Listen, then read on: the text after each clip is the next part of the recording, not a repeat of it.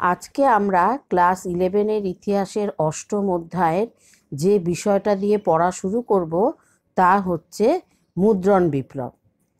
মুদ্রণ শিল্পের ইতিহাস আজ থেকে অন্তত 5000 বছরের প্রাচীন।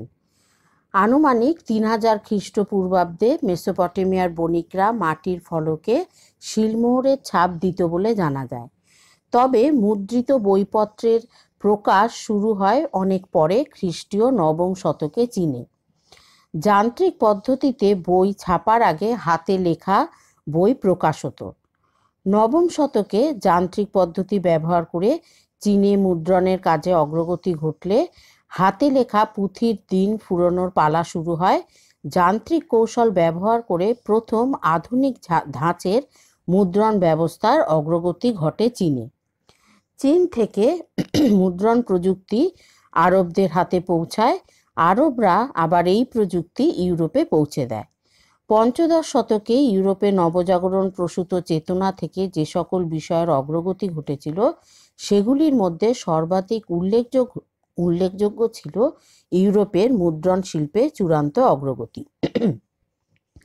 জার্মানির জোহানেস গুটেনবার্গ যে আধুনিক মুদ্রণ যন্ত্র উদ্ভাবন করেছিলেন তা ছিল পৃথিবীর শ্রেষ্ঠ আবিষ্কারগুলির মধ্যে অন্যতম।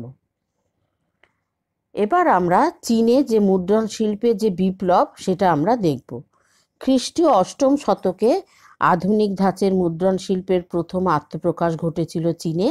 সেই দেশে মুদ্রণ ব্যবস্থায় দুটি প্রযুক্তির অগ্রগতি ঘটে। প্রথম হচ্ছে কাঠে খোদাই করা ব্লকের দ্বারা মুদ্রণ পদ্ধতির উদ্ভাবন, আর দ্বিতীয়টি হচ্ছে মুদ্রণের প্রয়োজনীয় কাগজের আবিষ্কার। চীনে বস্ত্রে মুদ্রণের প্রথা আগেই চালু হয়েছিল। প্রথম যান্ত্রিক মুদ্রণের পদ্ধতি এদেশে আবিষ্কৃত হয় 593 খ্রিস্টাব্দ নাগাদ। চীনে তাং রাজবংশের আমলে 650 খ্রিস্টাব্দ থেকে 670 খ্রিস্টাব্দের মধ্যে কাঠের ব্লকের দ্বারা কাগজে ধরণী সূত্র নামে একটি বৌদ্ধ সূত্র ছাপা হয়েছিল, যার প্রতিলিপি আবিষ্কৃত হয়েছে 1974 খ্রিস্টাব্দে।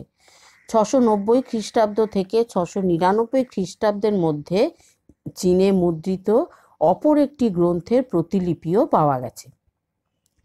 700 খ্রিস্টাব্দ নাগাদ চীনের বেজিংয়ে প্রথম সংবাদপত্র মুদ্রিত হয়। খ্রিস্টীয় অষ্টম শতকে সেই দেশে কাঠ বা পাথরের ব্লকের দ্বারা মুদ্রণের যথেষ্ট উন্নতি ঘটে। ব্লকের দ্বারা মুদ্রণের এই পদ্ধতি জাইলোগ্রাফি নামে পরিচিত। চীনে তাং যুগে 877 খ্রিস্টাব্দ থেকে 882 খ্রিস্টাব্দের মধ্যে ক্যালেন্ডার মুদ্রিত হয়েছিল, যা পৃথিবীর প্রাচীনতম মুদ্রিত ক্যালেন্ডার। চীনের লিউ চিং 1155 খ্রিস্টাব্দে প্রথম মুদ্রিত মানচিত্র প্রকাশ করেন। চীনে আনুমানিক 868 খ্রিস্টাব্দে কাঠের ব্লকের সাহায্যে ডায়মন্ড সূত্র নামে একটি বৌদ্ধ গ্রন্থের অনুবাদ মুদ্রিত হয়। এটি পৃথিবীর প্রথম মুদ্রিত বই বলে মনে করা হয়। গ্রন্থটি বর্তমানে ব্রিটিশ মিউজিয়ামে সংরক্ষিত আছে।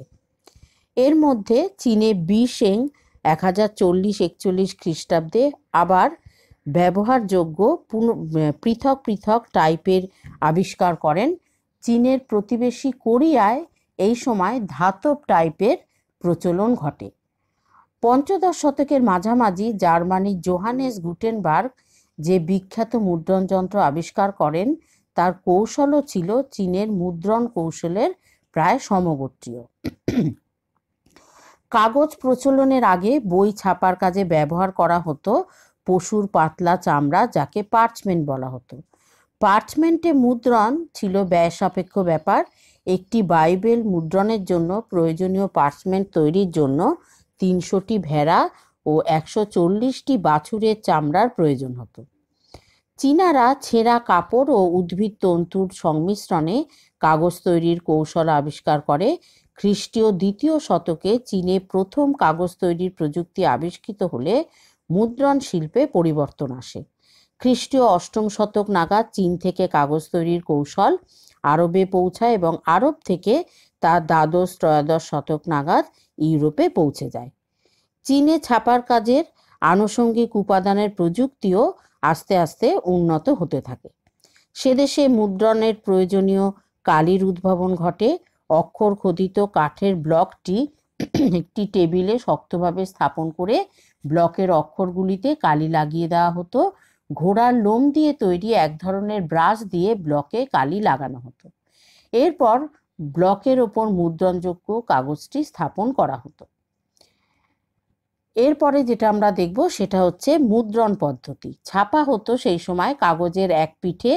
নমুনা কপি মুদ্রণের ক্ষেত্রে লাল বা নীল কালিতে। মুদ্রণের কাজ হলো ব্যবসায়িক উৎপাদনের ক্ষেত্রে কালো কালিতে ছাপার কাজ হতো। চীনের মুদ্রণ প্রযুক্তি আরবদের মাধ্যমে ইউরোপে প্রবেশ করে সেখানে বিপ্লব ঘটায়। চীনের সঙ্গে ইউরোপের বাণিজ্যিক যোগাযোগের ফলে 1250 থেকে 1350 খ্রিস্টাব্দের মধ্যবর্তী সময়ে চীনের ছাপার উন্নত কৌশল ইউরোপে ছড়িয়ে পড়ে। পঞ্চদশ শতকের মাঝামাঝি সময় ইউরোপে জার্মানির জোহানেস গুটেনবার্গ যে আধুনিক মুদ্রণযন্ত্র প্রতিষ্ঠা করেন তা ছিল প্রকৃতপক্ষে চীনা ব্লক মুদ্রণ পদ্ধতির উন্নত রূপ। চীনের এক পাতা মুদ্রণের অখণ্ড ব্লকের পরিবর্তে গুটেনবার্গ পুনরায় ব্যবহারযোগ্য পৃথক পৃথক টাইপের উদ্ভাবন করে। এরপরে যে বিষয়টা আমরা দেখব সেটা হচ্ছে আরবে মুদ্রণ শিল্পে বিপ্লব। আরবরা চীনের মুদ্রণ প্রযুক্তি ও কাগজ তৈরির কৌশল আয়ত্ত করে মুদ্রণ শিল্পের উন্নতি ঘটিয়েছিল। যান্ত্রিক মুদ্রণের এই প্রযুক্তি আরবদের মাধ্যমেই ইউরোপে পৌঁছে সেখানে মুদ্রণ বিপ্লবের মতো একটি গুরুত্বপূর্ণ বিপ্লব সংঘটিত হয়। কাগজ আবিষ্কারের আগে আরবেও বইপত্র লেখার প্রধান উপাদান ছিল পশুর চামড়া বা পার্চমেন্ট। চীনে খ্রিস্টীয় দ্বিতীয় শতক নাগাদ ছেঁড়া কাপড় ও উদ্ভিদতন্তুর সংমিশ্রণে কাগজ তৈরির প্রযুক্তি আবিষ্কৃত হয়। 751 খ্রিস্টাব্দে চীনের সঙ্গে আরবের মুসলিমদের তালাশের যুদ্ধ অনুষ্ঠিত হয়। এই যুদ্ধে পরাজিত চীনের বেশ কয়েকজন সুদক্ষ কাগজ প্রস্তুতকারক আরবদের হাতে বন্দী হয়। আরবরা চীনের এই বন্দী কারিগরদের কাছ থেকে কাগজ তৈরির মূল কৌশলটি শিখে নেয়। আরবদের হাতে কাগজ তৈরির প্রযুক্তি আরও উন্নত হয়। তারা কাগজ শিল্পে শব্দের ব্যবহার শুরু করলে উন্নত মানের কাগজ উৎপাদিত হতে থাকে। চীনের কাগজ প্রস্তুতে যুক্ত যে কারিগররা যেখানে হাতের সাহায্যে কাগজ তৈরির সব কাজ করত, সেখানে আরবের মুসলিম কারিগররা ট্রিপ হ্যামারের ব্যবহার শুরু করে। ট্রিপ হ্যামার বা বারবার আঘাত করা হাতুড়ির সাহায্যে কাগজ তৈরির প্রযুক্তি অনেক উন্নত হয়। কাগজ তৈরির প্রযুক্তি উন্নত হলে আরবের বিভিন্ন স্থানে কাগজ তৈরির কারখানা গড়ে উঠতে থাকে। সর্বপ্রথম আরবের সমরখন্দে কাগজ তৈরির কারখানা গড়ে ওঠে। নবম শতকের মধ্যে আরব দুনিয়ার বাগদাদে অসংখ্য কাগজের কল স্থাপিত হয়। ইরাক, সিরিয়া, প্যালেস্টাইন প্রভৃতি আরব দেশগুলিতে কাগজের কল স্থাপনের পরবর্তী সময়ে আফ্রিকার মরক্কোয় নবম শতকে কাগজের কল স্থাপিত হয়। সেই সূত্র ধরে স্পেনে কাগজ তৈরির কৌশল পৌঁছায়। সেখানে 1150 খ্রিস্টাব্দে প্রথম কাগজের কল স্থাপিত হয়। ইতালির বোলোগনায় 1293 খ্রিস্টাব্দে কাগজের কল স্থাপিত হয়। আরবে কাগজ শিল্পের অভূতপূর্ব অগ্রগতি ঘটার পর সেখানে কাগজে মুদ্রিত বই বাঁধাইয়ের উন্নত কৌশলের উদ্ভাবন ঘটে। বাঁধাই করা বইগুলি একদিকে যেমন ওজনে হালকা হয়, অন্যদিকে তেমনি সুদৃশ্য হয়। বইয়ের পুরু মলাট চামড়া বা সিল্কের আবরণে আবৃত করার ব্যবস্থা হয়। আরবে কাগজের ব্যাপক উৎপাদন এবং কাগজের সুদৃশ্য বই প্রকাশের কৌশল শীঘ্রই ইউরোপে পৌঁছে যায়।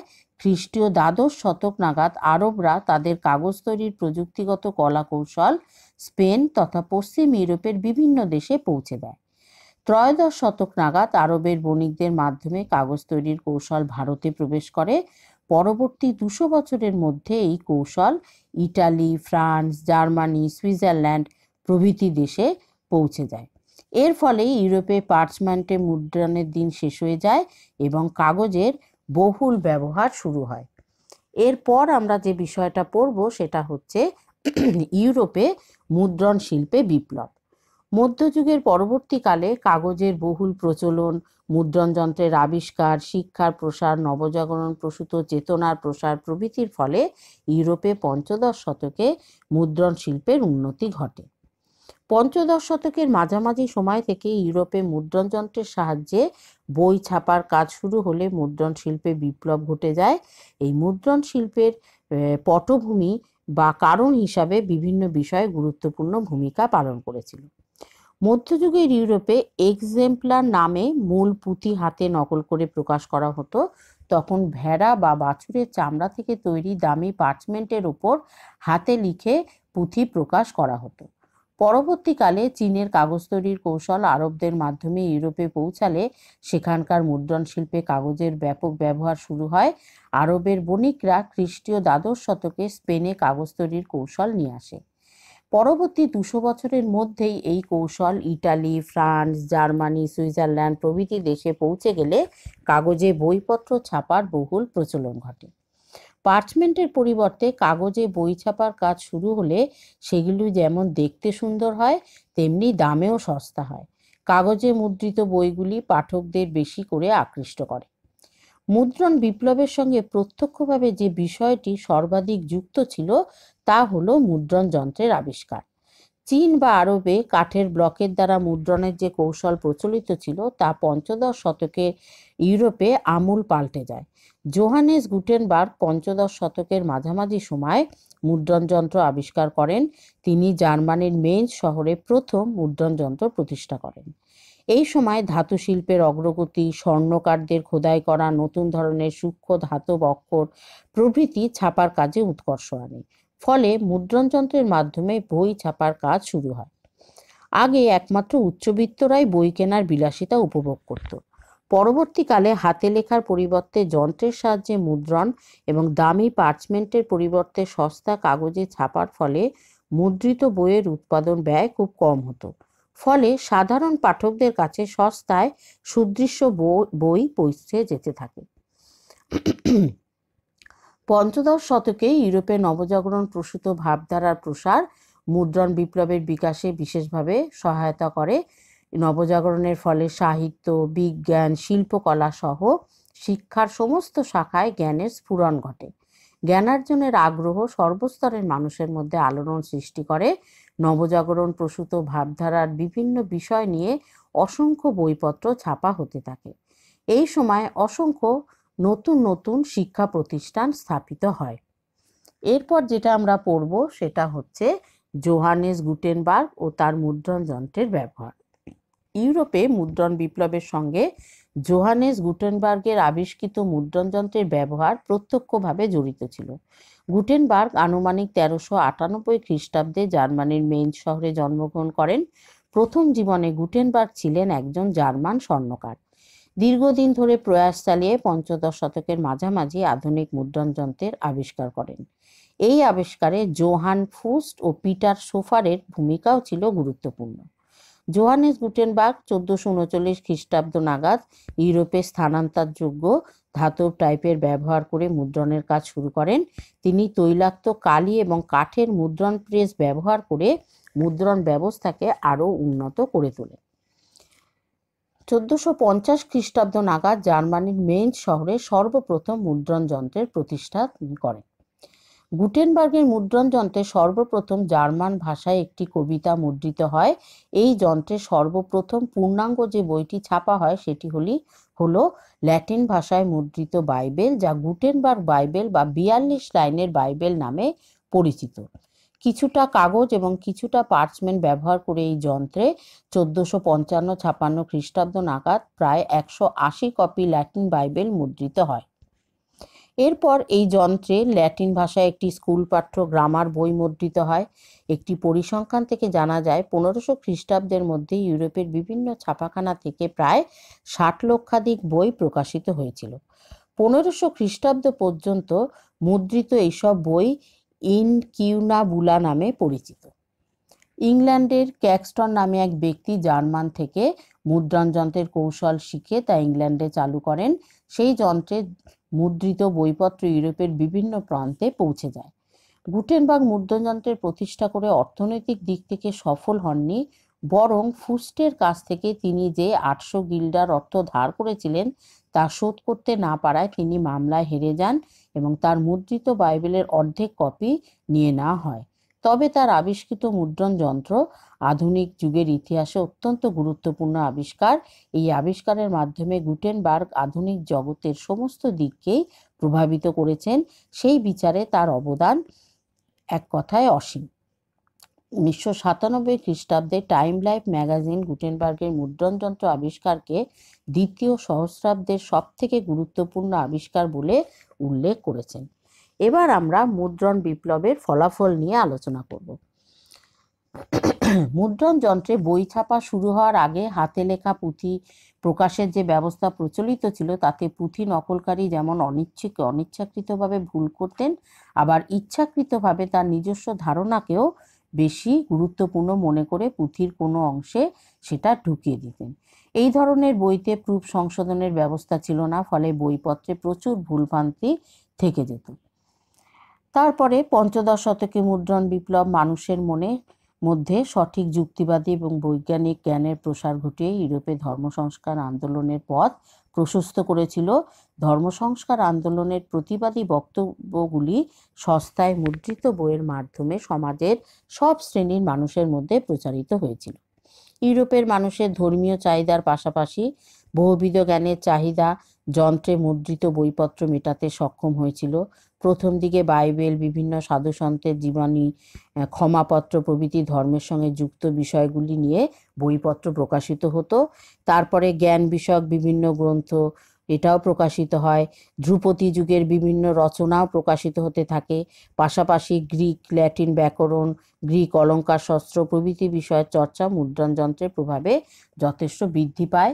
আর আগের শিক্ষার্থীরা যেমন শ্রেণীকক্ষে শুধুমাত্র শিক্ষকের বক্তৃতাই ছিল জ্ঞানার্জনের মাধ্যম, এখন তারা এই বইপত্র প্রকাশের মাধ্যমে যখন সস্তা বইপত্র তাদের হাতে চলে আসে, তখন তাদের জ্ঞান আরও বৃদ্ধি হয়, মানুষের আগ্রহ বৃদ্ধি হয়, বিজ্ঞান চর্চার প্রসার ঘটে।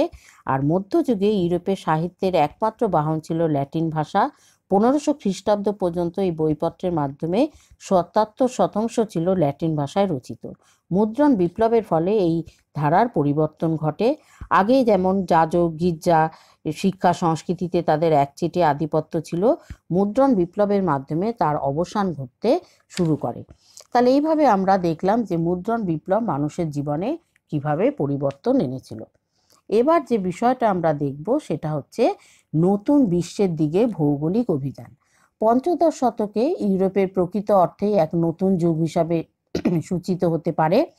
এই সময় নবজাগরণ, বৈজ্ঞানিক বিপ্লব, নৌ চলাচল প্রযুক্তির অগ্রগতি প্রভৃতির ফলে অজানাকে জানার এবং অচেনাকে চেনার যে ইচ্ছা মানুষের মনে জেগে ওঠে, তার ফলশ্রুতি লক্ষ্য করা যায় ইউরোপের বিভিন্ন দেশের সামুদ্রিক অভিযানে। এই সময় ইউরোপের বিভিন্ন দেশ সামুদ্রিক অভিযানে অংশ নিয়ে পৃথিবীর বিভিন্ন প্রান্তে নতুন নতুন ভূখণ্ড বা দেশ আবিষ্কার করতে সক্ষম হয়। এজন্য এই যুগ ভৌগোলিক আবিষ্কারের যুগ বলে পরিচিত। এবার আমরা যেটা দেখব সেটা হচ্ছে ভৌগোলিক আবিষ্কারে অংশগ্রহণের পটভূমি বা কারণ। পঞ্চদশ ও ষোড়শ শতকে পর্তুগালে শান্তি এবং সুস্থিতির পরিবেশ বিরাজ করায় পর্তুগাল নিশ্চিন্তে ভৌগোলিক অভিযানের দিকে মনোনিবেশ করতে পেরেছিল। স্পেনের রাজা ফার্দিনান্দ এবং রানী ইসাবেলা ভৌগোলিক অভিযানে সে দেশের নাবিকদের যথেষ্ট পৃষ্ঠপোষকতা করেছিলেন। পঞ্চদশ শতকে ইউরোপে কৃষি বাণিজ্যের ক্ষেত্রে যথেষ্ট অগ্রগতি ঘটেছিল। কৃষিক্ষেত্রে বিভিন্ন রপ্তানি পণ্য উৎপাদন শুরু হয়েছিল। সেই সব পণ্য ইউরোপের বাইরে রপ্তানি এবং ইউরোপের বাইরে বিভিন্ন পণ্য আমদানি করে মুনাফা অর্জনের লক্ষ্যে ইউরোপের বিভিন্ন নতুন নতুন দেশে বাজারের সন্ধানের জন্য সামুদ্রিক অভিযান নেমে পড়েছিল। পঞ্চদশ শতকের আগে প্রাচ্য ও পাশ্চাত্যের মধ্যে বাণিজ্যিক এবং অন্যান্য যোগাযোগের প্রধান কেন্দ্র ছিল ভূমধ্যসাগরীয় অঞ্চলের ভেনিস ও জেনোয়া। 1453 সালে তুর্কি মুসলিমদের আক্রমণে পূর্ব রোমান সাম্রাজ্যের রাজধানী কনস্টান্টিনোপলের পতন ঘটলে ইউরোপীয় বণিকরা প্রাচ্যের সঙ্গে বাণিজ্যিক যোগাযোগের এই গুরুত্বপূর্ণ ভূমধ্যসাগরীয় পথটি ব্যবহারের সুযোগ হারায়। এর ফলে ইউরোপের বিভিন্ন দেশ প্রাচ্যের সঙ্গে বাণিজ্যিক যোগাযোগ অব্যাহত রাখার উদ্দেশ্যে নতুন কোনো পথের সন্ধানে সচেষ্ট হয়। পঞ্চদশ শতকে নবজাগরণের প্রভাবে ইউরোপে বিভিন্ন ভ্রমণ কাহিনী প্রকাশিত হয়। ফলে বিশ্বের দূরবর্তী অঞ্চলগুলি সম্পর্কে ইউরোপের মানুষের মধ্যে আগ্রহের সঞ্চার ঘটে। মার্কো পোলো, জর্দা, জুরারা প্রমুখের ভ্রমণ কাহিনী পৃথিবীর বিভিন্ন দূরবর্তী স্থান সম্পর্কে মানুষের কৌতূহল বাড়িয়ে দেয়। দ্বাদশ শতকে কম্পাসের আবিষ্কার সামুদ্রিক অভিযানে বিশেষভাবে সহায়তা করেছিল। পরবর্তীকালে অক্ষাংশ এবং দ্রাঘিমাংশ নির্ণয়ের জন্য অ্যাস্ট্রোল্যাব যন্ত্রের আবিষ্কার, উন্নত মানচিত্রের প্রকাশ প্রভৃতি নাবিকদের ভৌগোলিক অভিযানকে আরও সহজতর করে দিয়েছিল। গ্যালিলিও গ্যালিলি বলেন যে পৃথিবী গোলাকার। এই তথ্য নাবিকদের সাহস যোগায় যে অজানা সমুদ্রে হারিয়ে যাওয়ার কোনো ভয় নেই। তুর্কি মুসলিমদের আক্রমণে কনস্টান্টিনোপলের পতন ঘটলে ইসলামের অনুপ্রবেশে ইউরোপের খ্রিস্টান ধর্ম চ্যালেঞ্জের সম্মুখীন হন। চতুর্দশ শতকে ইউরোপে প্লেগের প্রাদুর্ভাবে অসংখ্য মানুষের মৃত্যু হলে সেখানকার জনসংখ্যা কমে যায়।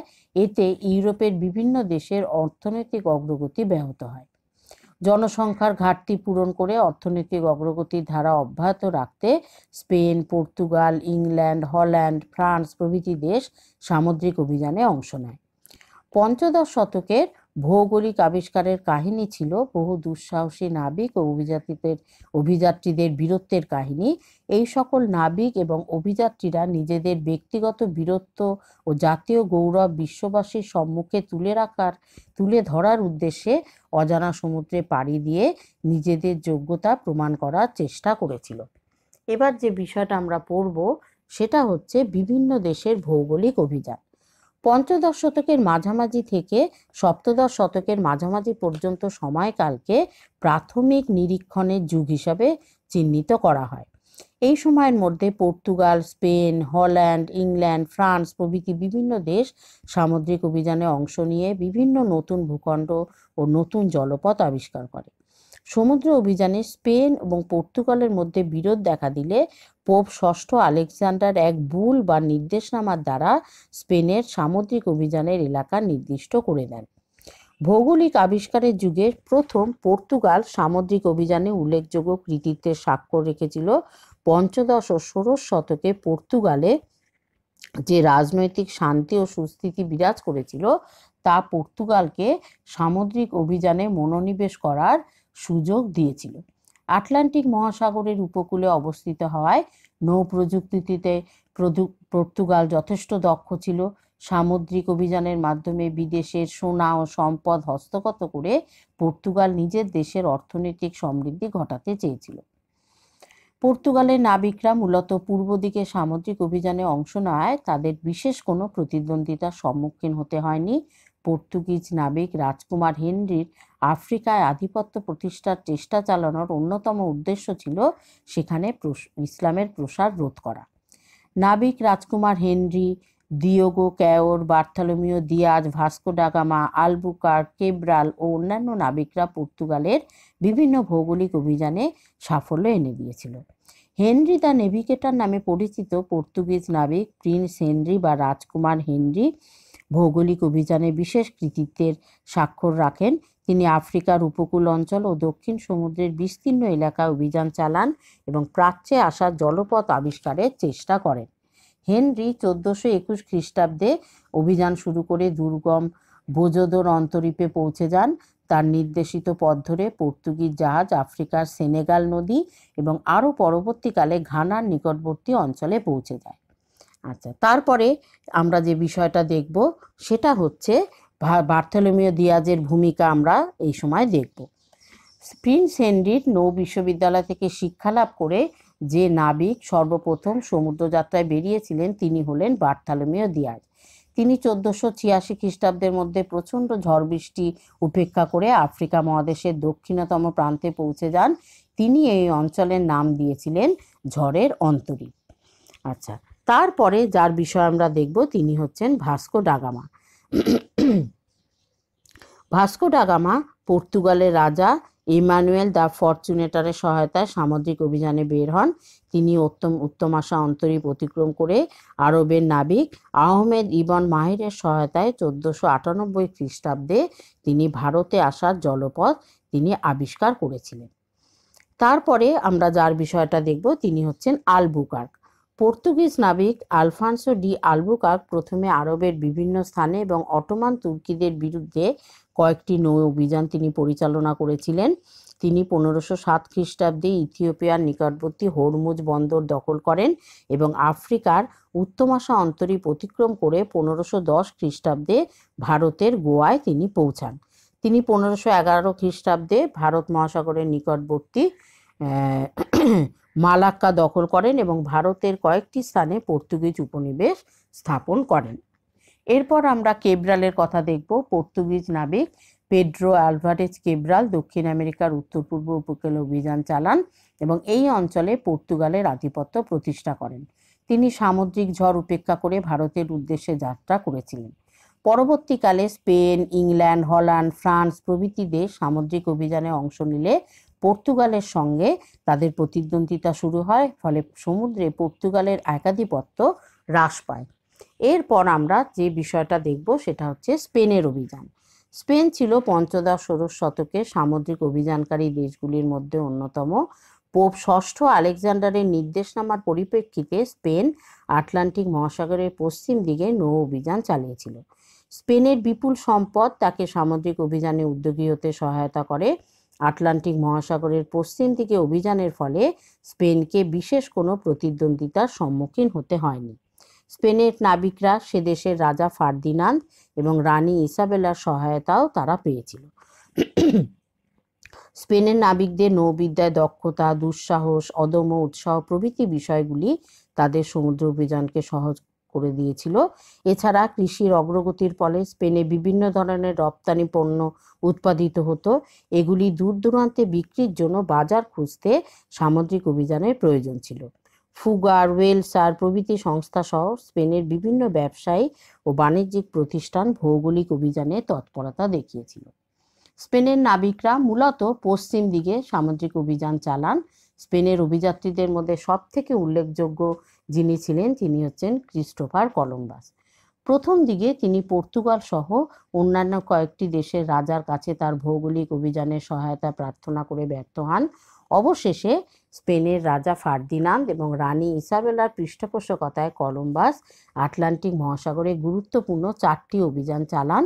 তিনি 1492 খ্রিস্টাব্দে সান্তা মারিয়া পিতা ও নিনা নামে 3টি জাহাজ ও 87 জন নাবিক নিয়ে পালোস বন্দর থেকে যাত্রা শুরু করেন।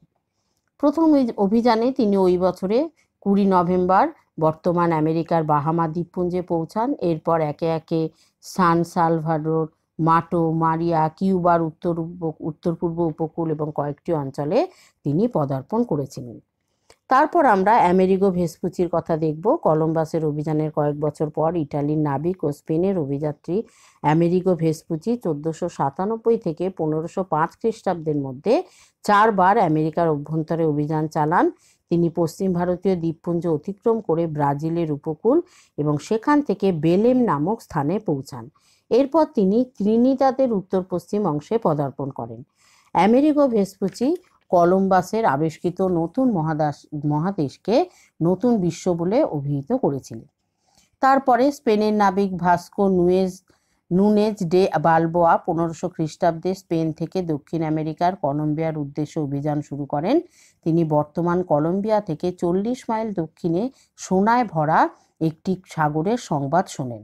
এতে আগ্রহী হয়ে 190 জন স্পেনীয় নাগরিক সহ অন্যান্য লোকজন ও কয়েকটি কুকুর নিয়ে সেদিকে অভিযান চালান। এরপর আটলান্টিক মহাসাগর পেরিয়ে 1513 খ্রিস্টাব্দে পানামার পশ্চিম দিকে সেই সমুদ্রের সন্ধান পান। তিনি তার নামকরণ করেন দক্ষিণ মহাসাগর। তারপরে ফার্দিনান্দ ম্যাগেলান স্পেনের রাজার আর্থিক সহায়তায় 5টি জাহাজ নিয়ে 1519 খ্রিস্টাব্দে সেভিল থেকে যাত্রা শুরু করেন। তিনি মালাক্কা অভিযান করে বালবোয়া কর্তৃক আবিষ্কৃত দক্ষিণ মহাসাগরে পৌঁছান। এই মহাসাগরে শান্ত ঢেউ দেখে তিনি এর নতুন নামকরণ করেন প্রশান্ত মহাসাগর। 1519 খ্রিস্টাব্দে আটলান্টিক মহাসাগর, দক্ষিণ আমেরিকার দক্ষিণ প্রান্ত ও প্রশান্ত মহাসাগর অতিক্রম করে তিনি এক দ্বীপপুঞ্জ আবিষ্কার করেন। যুবরাজ ফিলিপের নাম অনুসারে এই দ্বীপের নামকরণ করেন ফিলিপাইন দ্বীপপুঞ্জ। ম্যাগেলানের 5টি জাহাজের মধ্যে একমাত্র ভিক্টোরিয়া 1522 খ্রিস্টাব্দের 6 সেপ্টেম্বর স্পেনে ফিরে আসে। এইভাবে ম্যাগেলানের অভিযানের দ্বারা সর্বপ্রথম জলপথে পৃথিবী প্রদক্ষিণ সম্পন্ন হয় বলে তাকে জলপথে প্রথম পৃথিবী প্রদক্ষিণকারী বলে ধরা হয়। এরপরেও কোর্টেস, পিজারো অন্যান্যরা তারাও অভিযান করেছিলেন। স্পেনের নাবিক হার্মান্দো কোর্টেস মেক্সিকো দখল করেন এবং 2 বছর ধরে অগণিত নিরীহ আদিবাসীদের হত্যা করে সেখানকার আজটেক সভ্যতা ধ্বংস করেন। মধ্য আমেরিকার পানামা 1524 খ্রিস্টাব্দে স্পেনের দখলে আসে। নাবিক পিজারো 1532 খ্রিস্টাব্দে পেরু অভিযান করেছিলেন। তারপর স্পেন 1700 খ্রিস্টাব্দের মধ্যে উত্তর আমেরিকা, টেক্সাস, ফ্লোরিডা ও ক্যালিফোর্নিয়ায় আধিপত্য প্রতিষ্ঠা করে। এরপর যেটা আমরা দেখব সেটা হচ্ছে হল্যান্ড, ইংল্যান্ড এবং ফ্রান্সের অভিযান। এবার আমরা এই বিষয়টা দেখব। পর্তুগাল এবং স্পেন ছাড়াও হল্যান্ড, ইংল্যান্ড, ফ্রান্স প্রভৃতি কয়েকটি দেশও নতুন দেশ আবিষ্কারের আশায় সামুদ্রিক অভিযানে অংশ নিয়েছিল। হল্যান্ডের ডাচরা ভারত মহাসাগরীয় অঞ্চলে অভিযানের সময় পর্তুগিজদের সঙ্গে এবং আফ্রিকায় উপনিবেশ স্থাপনের সঙ্গে স্পেনের সঙ্গে সংঘর্ষে জড়িয়ে পড়ে। ইংল্যান্ডের রাজা অষ্টম হেনরি পৃষ্ঠপোষকতায় ভেনিসের নাবিক সেবাস্টিয়ান ক্যাবট 1497 খ্রিস্টাব্দে আমেরিকা মহাদেশে মূল ভূখণ্ড পৌঁছান। তিনি উত্তর আমেরিকায় ইংরেজ অধিকার প্রতিষ্ঠা করেছিলেন। ইংরেজ ইস্ট ইন্ডিয়া কোম্পানি উত্তর আমেরিকায়, আফ্রিকার কিছু অংশ, ভারতের বাংলা, বিহার, উড়িষ্যা, দক্ষিণ ভারতের বিভিন্ন অঞ্চল প্রভৃতি স্থানে তাদের উপনিবেশ স্থাপন করে। আর এইভাবে তারা বিভিন্নভাবে তাদের যে প্রচেষ্টার দ্বারা নানা জায়গায় আধিপত্য স্থাপন করেছিল। এবার আমরা ভৌগোলিক আবিষ্কার বা ভৌগোলিক অভিযানের ফলাফল দেখব। তার বিভিন্ন ফলাফলের মধ্যে এক হচ্ছে ভৌগোলিক আবিষ্কারের সফল দেশগুলি ইউরোপে মর্যাদা লাভ করে। স্পেন, পর্তুগাল, ইংল্যান্ড প্রভৃতি দেশ ভৌগোলিক সম্প্রসারণের দ্বারা আফ্রিকা এবং এশিয়ার বিভিন্ন দেশের অসংখ্য মানুষের ওপর অত্যাচার চালায় এবং তাদের কৃতদাসে পরিণত করে। তারা এই অভিযানের ফলে আমেরিকা থেকে প্রচুর পরিমাণে সোনা, রূপা ইউরোপে আমদানি করা হলে ইউরোপে অর্থনৈতিক ব্যবস্থার উন্নতি ঘটে, নতুন বাণিজ্য পথের সন্ধান মেলে। বাণিজ্য বৃদ্ধির সঙ্গে সঙ্গে ইউরোপের বাণিজ্যিক ব্যবস্থায় আগেকার মহাজনী প্রথার বিলোপ ঘটে। বাণিজ্য পথ হিসাবে ভৌগোলিক যে ভূমধ্যসাগরীয় পথের গুরুত্ব কমলে ইতালির বাণিজ্যের ক্ষতি হয়। ভৌগোলিক অভিযানের দ্বারা প্রাচ্য পাশ্চাত্যের মধ্যে যোগাযোগ বৃদ্ধি পেলে উভয় অঞ্চলের মধ্যে কৃষি প্রযুক্তি কৌশলের আদান প্রদান ঘটে এবং এই অভিযানের সূত্র ধরে ইউরোপে বাণিজ্য, শিল্প, অর্থনীতির বিকাশ ঘটে। তাহলে আজকে আমরা যে বিষয় নিয়ে আলোচনা করলাম ভালোভাবে তোমরা পড়বে এবং তাহলেই তোমরা পড়া বুঝতে পারবে।